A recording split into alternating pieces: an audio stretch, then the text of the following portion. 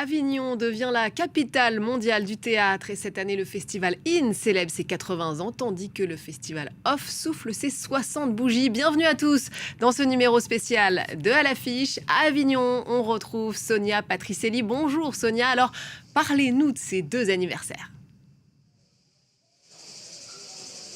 Deux anniversaires, Louise, qui racontent finalement une même histoire, celle du théâtre et d'un festival ouvert, vivant, engagé et plus ouvert que jamais sur le monde. Parlons du festival IN qui se situe chaque été dans l'emblématique cour d'honneur du Palais des Papes. J'ai pu assister à la pièce Mal d'Aurore du metteur en scène et auteur français Julien Gosselin. C'est une pièce fleuve d'une durée de 6 heures et qui mêle cinéma et théâtre et qui fait également participer le public sur scène. C'est une expérience absolument monumentale. Il interroge à travers cette œuvre pourquoi les artistes sont-ils autant fascinés par le mal. Tout un programme. Voilà, Mal d'Aurore qui est présenté jusqu'au 12 juillet à Avignon. Autre temps fort cette année, Sonia, c'est la langue coréenne qui est invitée.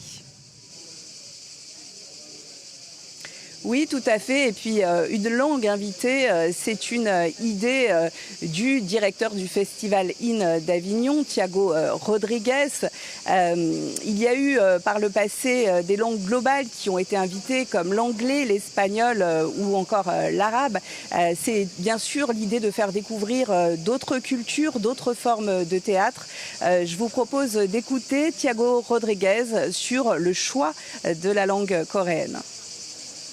Nous avons souhaité aller plus loin et inviter une langue plutôt locale, alors que de plus en plus présente dans le monde entier, le coréen, grâce à la musique populaire, le K-pop, le K-drama, les séries télévisées aussi, évidemment le cinéma excellent et la littérature. D'ailleurs, nous aurons la prix Nobel de la littérature Han Kang présente au Festival d'Avignon et liée à 2 spectacles de ce festival.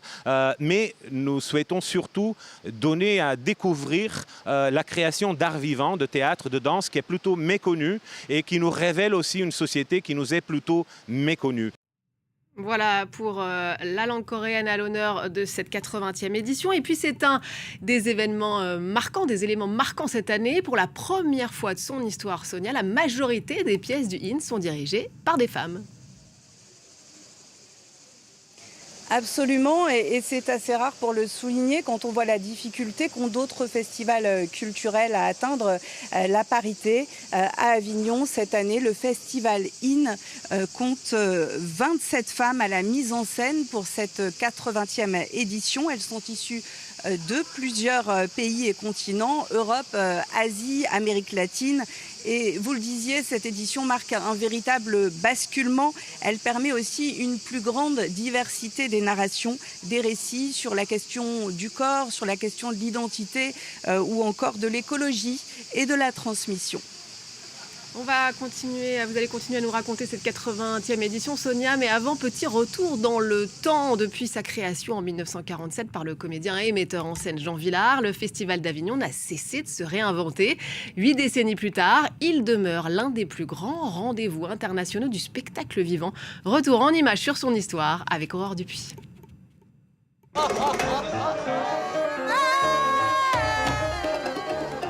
Avignon, trésor du patrimoine mondial, se transforme en scène géante le temps d'un festival. Théâtre, danse, musique, il y en a pour tous les goûts. Et ça fait 80 ans que ça dure. Avignon sans festival, ce n'est plus Avignon. On voit tout s'agite et tout, et on est très contents. Tout commence en 1947, quand Jean Vilar crée la première édition avec seulement 7 représentations. Objectif, faire du théâtre un art populaire, accessible à tous. Son terrain de jeu, le Palais des Papes, qu'il n'avait visité qu'une seule fois auparavant. J'avais été amené par un cousin à Avignon, une espèce de vacances, un cousin qui était cheminot. Et j'avais été impressionné, j'avais 8 ans je crois, par cette espèce de masse qu'est le Palais des Papes. Cette cour, il faut la voir quand elle est déserte, Elle est extrêmement belle et imposante. Une cour qui va devenir le symbole du festival, attirant toujours plus de monde chaque année. Sur le pont d'Avignon, on y danse, on y danse. En 1966, des artistes exposent et jouent dans les rues d'Avignon, en marge de la programmation officielle. C'est la naissance du Off. Toute la ville devient un spectacle vivant. Mais à partir des années 2000, le festival connaît des moments difficiles. Vous êtes qui? On est des travailleurs et nous, on est quoi, des branleurs? La crise des intermittents, la pandémie du Covid, 2 éditions sont annulées. Depuis, le festival a retrouvé ses dizaines de milliers de visiteurs et s'affirme à l'international. Cette année, la langue coréenne est invitée d'honneur pour fêter 80 ans de création artistique. On en vient au Off, sorte de sélection parallèle qui se tient justement en marge du très officiel IN. Il célèbre ses 60 ans cette année. Pour en parler, on vous retrouve, Sonia, avec Raymond et Yana, qui est donc co-président du Off à Avignon. Bonjour Raymond, Yana. Bonjour. Alors 60 ans du Off, c'est l'anniversaire que vous célébrez cette année et c'est devenu bien plus qu'un festival parallèle. Absolument, oui. Vu le nombre de compagnies, on ne peut pas dire le contraire. Oui. On a des compagnies qui viennent du monde entier déjà maintenant. Et puis on a aussi bien des compagnies émergentes, qui est un petit peu l'ADN du Off au départ. Mais on a aussi beaucoup de compagnies qui sont reconnues et bien subventionnées pour certaines. Et qui viennent dans l'Off depuis pas si longtemps que ça, mais depuis quelques années maintenant, elles sont là. Alors les chiffres du Off sont absolument vertigineux. Plus de 1700 spectacles dans 141 théâtres, 27 000 représentations au total. Est-ce que le Off reste, Raymond, le tremplin pour percer pour de nombreuses compagnies? La question, c'est de savoir si on peut percer quand on ne vient pas dans le Off. C'est sûr que non. Pour les compagnies, venir dans le Off, c'est une vitrine extraordinaire. C'est un rassemblement maintenant national. C'est le plus important en France quand même par rapport au spectacle vivant. Et donc tout le monde est là, les programmateurs, les journalistes et le public surtout. Et donc quand on veut de la visibilité, il faut être dans le Off, c'est sûr. 1,6 million de tickets vendus l'an dernier pour le Off. Oui.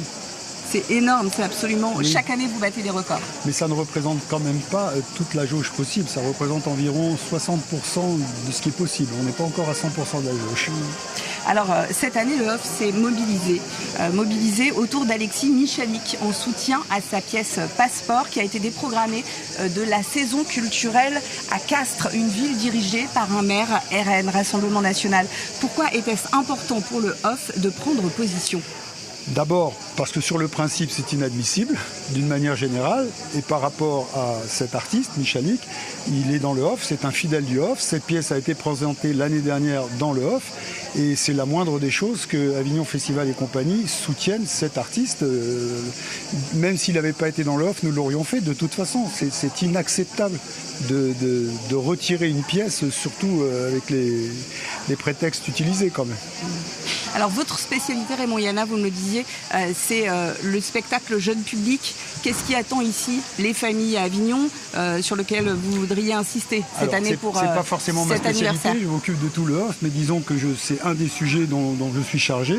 Et donc le festival du Off accueille le plus grand festival jeune public au monde. Il n'y en a pas d'autre d'équivalent. Nous avons 199 spectacles jeunes publics tous les jours. Et c'est une proposition inégalée. Et nous avons un guide qui est spécialement fait pour accompagner les familles. Pour nous, c'est très important d'avoir des familles qui viennent avec leurs enfants. Et nous avons maintenant, depuis l'année dernière, le village Tadam, qui est un village qui est spécialement conçu pour accueillir les familles, avec des tas d'ateliers, des tas d'activités. On n'a pas le temps de développer, mais en tout cas, les familles doivent savoir qu'elles sont les bienvenues à Avignon et que maintenant, même pour donner le biberon, même pour faire la sieste, il y a des endroits qui sont prévus pour ça, au calme et dans la fraîcheur. Bon, c'est bon à savoir avec les températures qu'on connaît particulièrement chaudes cet été sur la France et particulièrement cette semaine. Raymond Yana, est-ce que finalement il faut avoir un programme établi pour venir ici ou finalement en se promenant le long des rues, on peut aussi faire son chemin et trouver un certain nombre de pièces, être convaincu par les compagnies qui sont là dans la parade et qui incitent les gens à venir voir leur spectacle? Je crois qu'il faut un peu des deux. Il faut avoir quand même un peu prévu en fonction de ses goûts, en fonction de ses choix, en fonction de son expérience d'Avignon ou pas. Mais évidemment, c'est bien d'avoir prévu un petit canevas, on va dire, une petite structure. Mais c'est aussi important de laisser des moments de surprise, des moments de rencontre avec les artistes. Et souvent, quand on rencontre des artistes qui viennent tracter, parler du spectacle, ben oui, effectivement, ça peut donner envie. Donc si on arrive avec quelque chose de trop contraint, on s'interdit ça. Mais en même temps, si on arrive sans avoir prévu, on peut passer une journée rien qu'à lire le programme. Bon, merci infiniment. Donc il faut un petit programme et il faut un peu de souplesse. Il faut savoir s'adapter. Merci Raymond Yana. Très bon festival d'Avignon à vous. Merci beaucoup. Et bon anniversaire au Off. Donc. Merci. Et merci évidemment à tous les deux et très bon festival. Merci aussi à vous de nous avoir suivis. On va se quitter avec une des pièces du Off qui regorge de pépites comme vous l'avez compris, comme Boxeur de la compagnie italienne Pecco, un spectacle inspiré d'une histoire vraie, celle de 2 boxeurs dont le combat a été interrompu par la Seconde Guerre mondiale. Adversaires sur le ring, ils vont se retrouver pour lutter contre le fascisme. C'est à voir donc à Avignon jusqu'au 25 juillet prochain. Je vous laisse découvrir et vous dis à très vite.